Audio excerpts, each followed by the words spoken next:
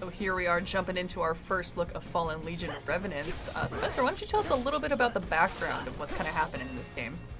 Yeah, so right now you're playing as Rowena, and she's a spirit who's fighting to come back to life to raise her son, and she's working together with Lucian, this charismatic politician who lives in a flying castle that's protected from the miasma that's covered the ground.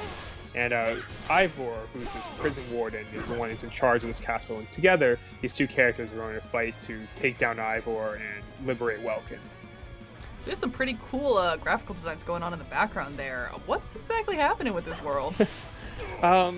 This stage actually, this is the first stage of the game, but it actually takes place at the very end of the game. And something is happening in the world that I actually was the one who programmed this like dissolve effect where the world's like fading in and out. And we have a lot of cool new graphical effects now compared to Fallen Legion Rise to Glory. We're using dynamic lighting. Our sprite sizes are bigger and more detailed. Like our artists did like a wonderful job, enhancing the level of detail we're able to put into our games. So since this is also a sequel in the Fallen Legion series to Rise to Glory, do you have to play the original Rise to Glory before you play this one? No, you don't. Like, Fallen Legion Rise to Glory takes place 1,000 years in the past compared to where Rowena and Lucian's story is. Nice. So I know we mentioned Lucian. We will see him in a little bit. But going back to our team here, who do we have with Rowena? She has 3 of the exemplars, these weapons that come to life as living soldiers. And Zulfikar is there. He returns from Fallen Legion Rise to Glory, along with new exemplars Alistair and Jacqueline. All right, looks like we just swapped over to Lucian, which we will talk more about swapping a little bit later. But who do we have here? This is Ivor. He's the big bad of the game. He's this cruel tyrant that runs Welkin with an iron fist. All right, let's take a little peek into their interaction here. I've been a prison warden for what feels like an eternity. I've crushed riots, foiled breakout attempts, and sent all those who opposed me to the gallows. After a while, my prisoners didn't even try to rebel. They saw the futility. They heard the stories about me. Didn't you hear the stories, Lucian? You must have. You talked to everyone. Oh, I heard them, Ivor. It was difficult to ascertain which ones were real and which were bedtime stories. Nightmare folk legends meant to scare children into good behavior. Look into my eyes as I say this to you.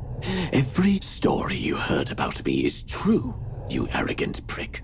When I'm done with you, Counselor Lucian, the master manipulator, will no longer exist.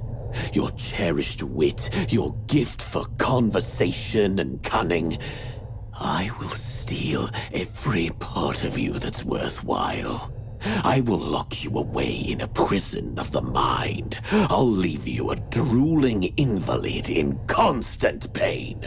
And I will kill every person still alive in this rotting world you care about.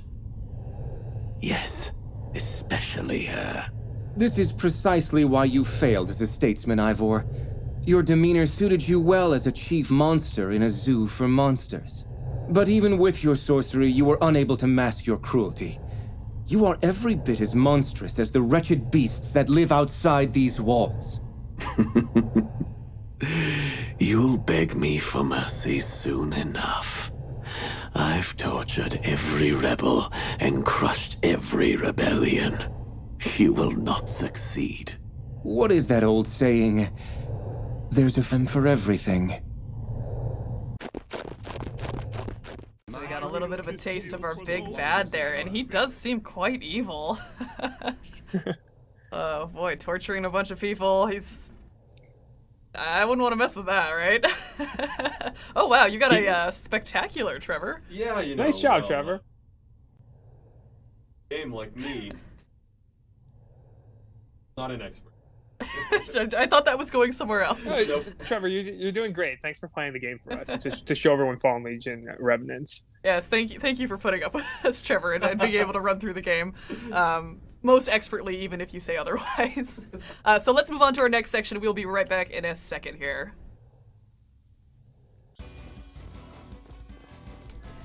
We are in our new area here. Would you like to give us a little bit of a background on where we are? That's right.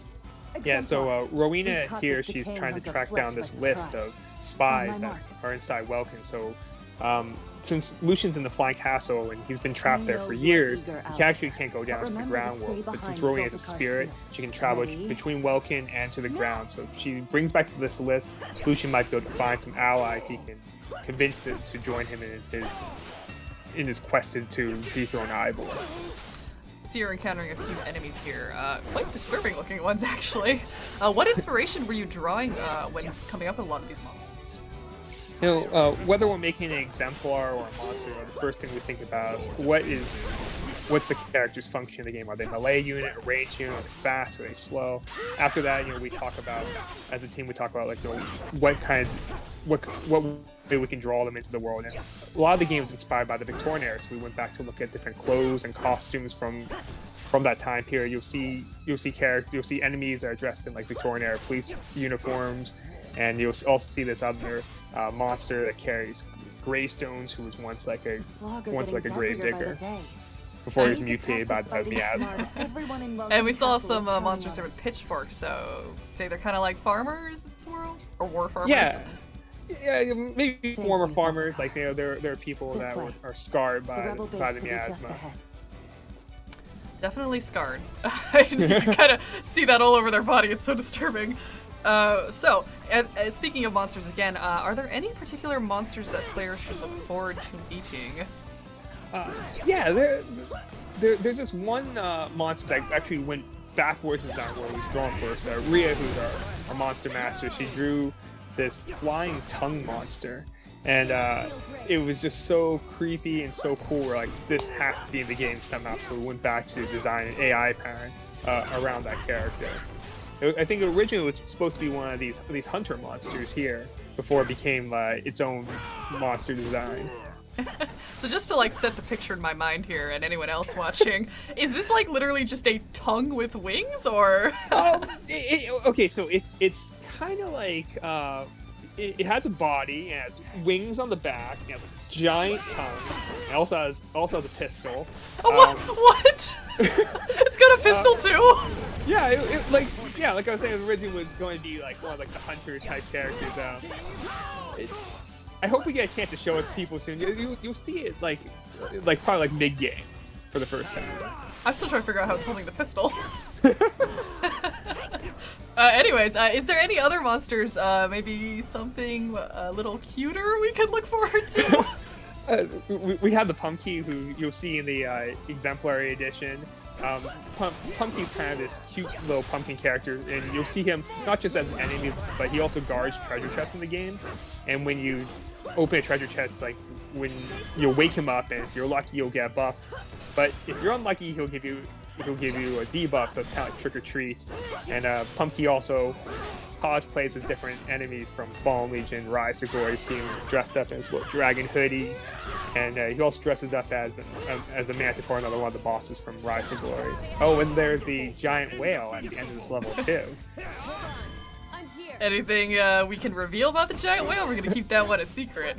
I think we saw a little bit in the trailer, so it's literally Rhea had this idea to make a majestic monster, as a really big boss monster, something that you wouldn't see flying. So she came with the idea of using a whale, and then the whale opens its mouth and has this giant laser cannon and blasts all the exemplars with it. I'm starting to sense a trend here with Rhea designing things that shouldn't be flying, like tongues and whales. Oh, right. Speaking of Trick or Treat that you mentioned with the Pumpkin, this world seems very Halloween-like. I wonder if you talk a little bit about the level design and maybe how the colors play into it. Yeah, Leon, who designed our art director, designed the exemplars and the backgrounds. When he had the idea to have all the different backgrounds have a different color palette. So when we're traveling through, the world of Fallen Legion Revenants, we'll see lots of different areas. You'll see mountains, you'll see forest, let's say withered forest. This is a plague ruined world, and you'll see towns, you'll see temples, you'll see a snow area too, far in the north. Do you have a specific area that's your favorite? Oh man. Yes. If it's a secret, we don't have to tell people. There's one area that we worked on that's kind of like this nighttime area where there are like fireflies flying around that I think was really fun to make. Nice, something for some people to look forward to. I'd love to see the rest of these levels. I know we're only going to see a few of them here, but definitely pick up the game if you guys want to see more of the levels. So I think we're actually coming up to a specific person here. If you want to give us a little bit of lead into who this is. Yeah, so this is the rebel leader that we were talking about earlier. That Rowena is going to battle soon to procure the list for Lucian. The New May are like a group of that's against Ivor, and some of the people from New May are actually living inside Welkin. So if Rowena can bring this list back, Lucian will know who to talk to and maybe convince some of those people to join forces with him, so he can rise in clout and convince other people to stand up against Ivor. Nice. We see she's kind of being a little bit afflicted by the miasma around here too, huh? Yeah, she is, and she's the first real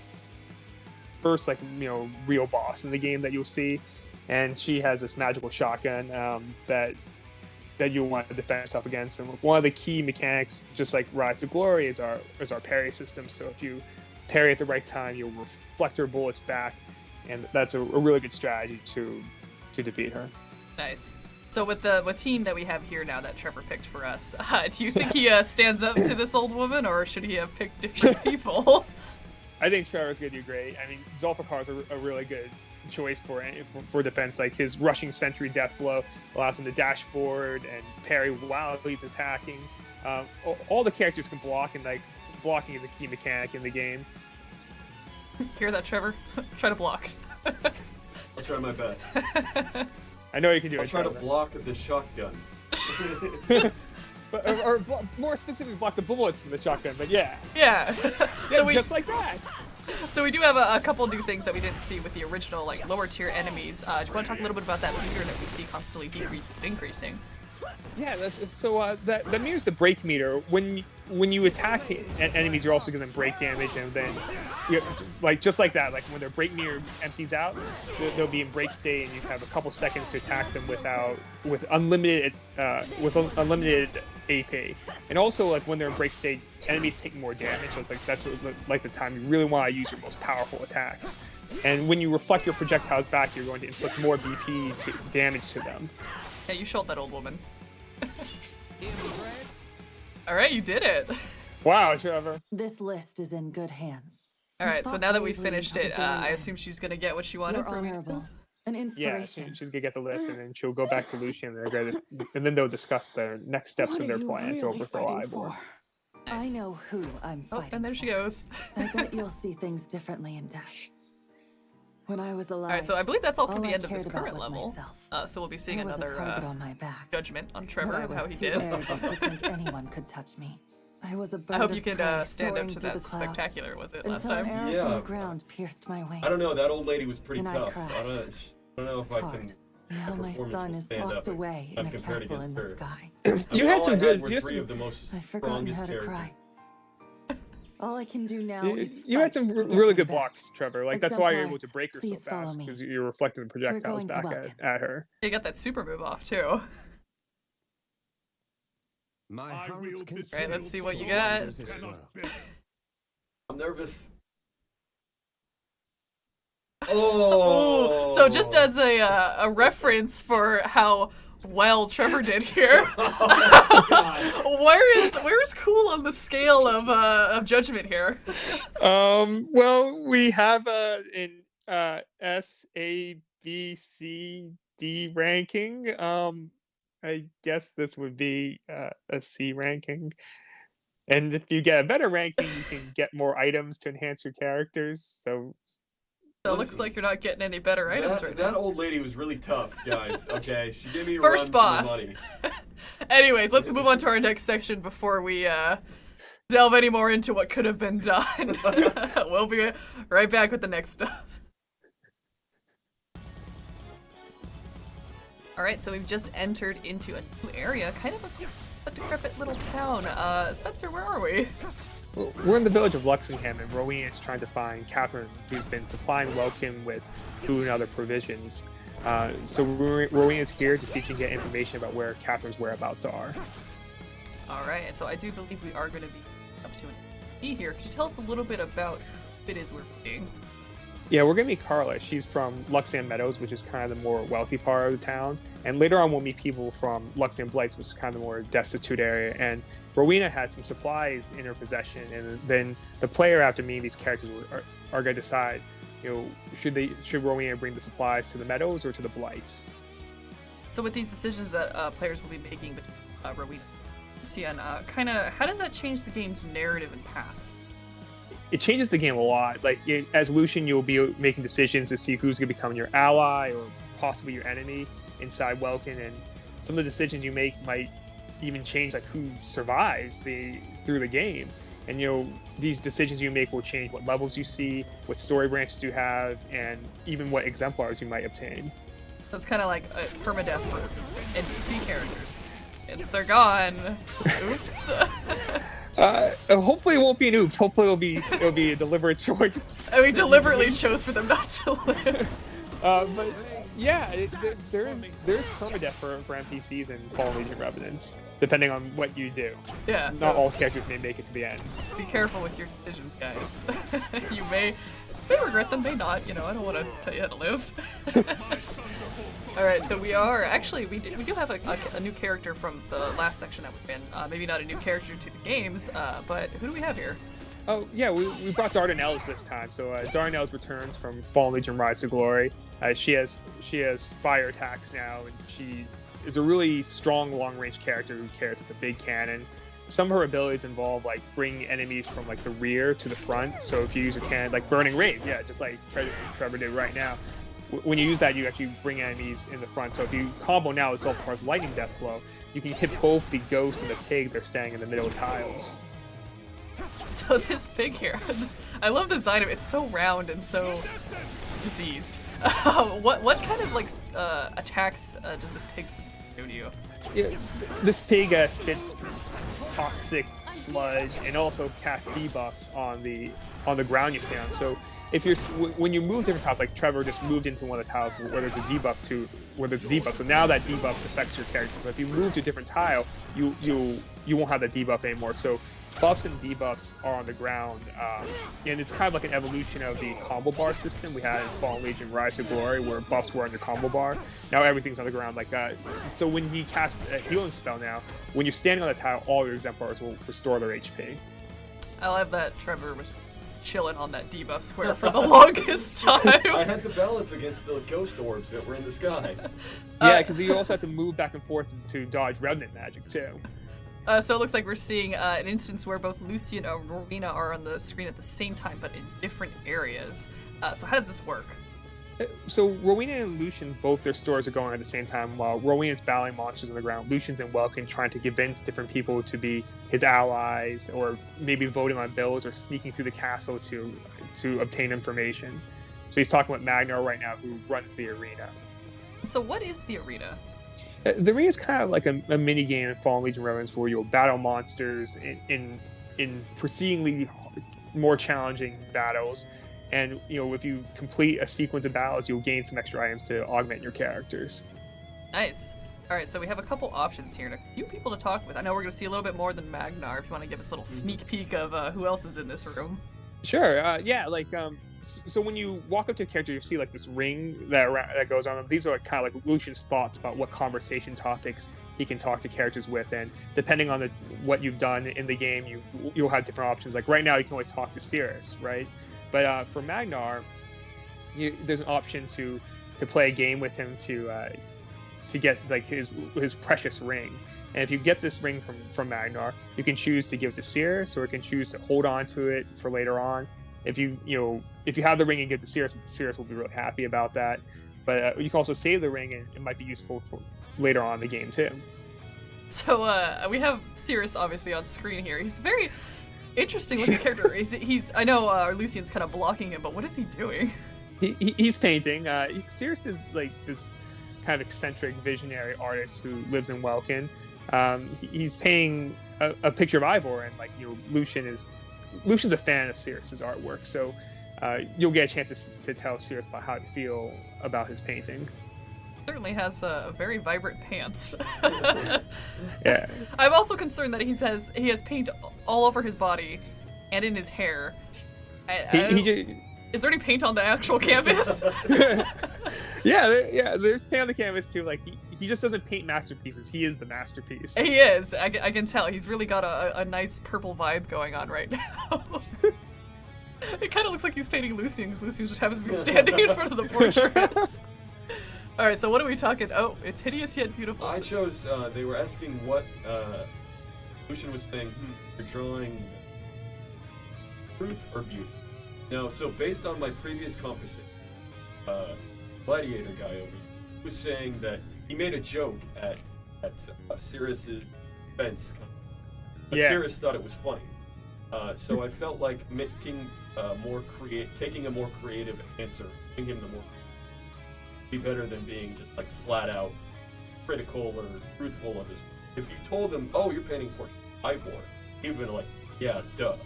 But you're saying, "Oh, you're painting beauty. It's beautiful, although it's gross."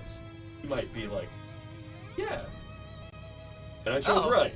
Yep, that's exactly what he's trying to go for. What's interesting is actually if you chose the other option, other characters may have liked that decision. Maybe Sirius wouldn't have liked it, but maybe another character would have. So, like, the characters kind of gossip among themselves too. So your decisions will affect your relationship with more than one character. They've got like a web of friendship on here. Don't piss off one of them, because you'll piss off all of them. I like to say that they like off screen when Rowan's battling, that the conversations that they have continue. We just don't see them. Yeah, life goes on even though we're not part of it. So we have Magnar here. I think we were just talking about how you could try to take his ring. Yeah. If Trevor's going to be a little devious here. Let's see if we can best him for his gypsum ring. Yeah, for his gypsum ring, yeah. I'm right-handed, so he'd guess it's in my right hand, so I'm gonna go with my left. Yeah. You chose poorly. So he guessed correctly, but I could cheat him, or I can honor him. I'm gonna cheat. Oh boy, I noticed you also have a timer too, so it gives you a little bit more like, oh god, I need to make a decision right now. He's suspicious, but he can't prove it. He's really glaring at you there. He really got in my face. Well, and you know what? You made him a little uneasy. Sirius seemed like he. A fine thing for a fine man. Exactly. Covered in paint. Art for art. Get paint on the ring. I can't like super see his feet, but is he also barefoot? Yeah, I think he is. Yeah, he is barefoot. At least he's wearing pants. Yeah, like... right. And listen, let's not push the artist too. Alright, so you handed the ring over to Sirius here. Oh, and he crushes it for paint. What color was it? Gypsum, which is kind of like with reddish orange, isn't it? Yeah. Sure. It's kind of like a There's bright a lot orange. of weird names for colors that I'm unaware of. Well, I guess he'll never really find that ring then, so maybe he'll never figure out if you cheated. Oh, he's excited. Yeah, Sirius is That's how happy you make about that. friends. Alright, so I see we switched back to Rowena here, going back into more combat. Alright, let's see. Oh! Oh, okay. It's the pumpkin! It's a treasure pumpkin. I want his chest. Don't! He's sleeping! I have to progress. What is he holding something? He's holding a little Yeah, he's pillow. holding his pillow. He's He's clutching so- his pillow. Adorable. It's just So when you hit the treasure chest, the character who hits it will either get a I trick just or a what? treat. Let's see. Oh, yeah, that would have been a buff, like, for Okay. your characters. I'm- But if you don't get that, sometimes you'll see another pump. He'll jump out of the chest, and he'll like kind of taunt you and then run away. I'm so offended that the other pumpkin got so shocked being waked up and like ran away because he's scared. Terrible, Trevor. I'm sorry, I needed to progress and he was in the way, so. So we got a new enemy here. Spencer, if you'd like to tell us a little bit about who this gigantic man is. Yeah, this shield bearer. So right now he's actually using a shield, so he's protecting the ghost. So one of the key things is if you use a death blow on him, you'll be able to break him, so he won't be in his defensive stance. So Like maybe like if you use like one of Alistair's death blows, or if you have Saber Hook, yeah, right there you can break it. So now you broke him out of his defensive stance, so you can hit the two ghosts behind you. And the ghosts there are, like we were saying before, they actually target Rowena, so you need to move back and forth to defend yourself against their attacks. You can't just use your exemplars to block them, because they're hitting other spirits like Rowena. Nice. Did it. Nice job, Trevor. Alright, I think we're gonna move into another battle here. But just a comment, I noticed these blue floating orbs around Rowena too. Oh yeah, so the blue flowing orbs are mana orbs, and every time you hit an enemy, you gain like a little bit of mana. And when you have one mana orb, you can do one death blow, or use Rowena's magic. Nice. And so we also met a couple more people here, which I believe from Lights now? Yeah, these are the two people from the Blights, and they're a little bit suspicious of Rowena and like what her goals are. They definitely seem to be like differently dressed than Carla was. Yes. She seemed like she was a little more well off, like aristocratic maybe, and these definitely seem like simple countryside. Yes, I do love the witch hat, sort of. Yeah, Looks like a you witch don't hat see to me. them on men most often. Yeah, Most- I'm most digging of the it. Ladies, he's bringing it back, and I appreciate. That's all. That's what fashion is. Bringing it back. So we have another enemy that I don't think we've seen before. He kind of looks like a soldier. Yeah, so this enemy here is another melee enemy. He's actually like the police officer that we were talking about, or the enemy that was inspired by the police officer we were talking about earlier. And he can do a combination attack, so you want to be careful and be more precise with your blocks, because he could hit you multiple times. Right. So what strategies should Trevor be employing here? Ensure he gets better. Oh no, he just lost Alistair. Like, well, definitely reviving your character. Yes, first. please So, revive. when you if you lose Exemplar, you can hold down their button to revive them. Trying to pool the ghosts together, like using Burning Rage, you can bring both ghosts to one tile, and then you can hit both of them with Zulfikar's lightning magic. Is another strategy. So how much does that decrease your score if you have to revive your allies? Significantly. We look at it like a cool range, decent range, you know. It depends how many times you would need to revive them. Ooh, Trevor at 2 also. So. But yeah, that's a good strategy too. Like you want to group your enemies together to like kind of maximize how your death blows are going to work. So if you use Burning Rave right now, you'll pull the ghosts closer together, and you can use like right there, you're hitting multiple ghosts, and you can use multiple death blows at the same time too, as long as you have enough mana orbs to do that. I know we've seen a lot of combat, but I don't think we ever actually talked about how you're using all characters at once. This isn't like your standard JRPG where it's just one turn at a time, but you get to use everyone. You gotta use everybody there, and while you're doing that, the enemies are attacking you too. Yeah. All right. So was that our last battle here? Did you do it, Trevor? Yeah, I think I did. Do you think you got a good score? Let's talk about the decision I'm about to make. So you're gonna decide where to bring those supplies. Do you want to bring them to the meadows or to the Blights? What did you pick? I picked the meadows. The meadows? Yeah.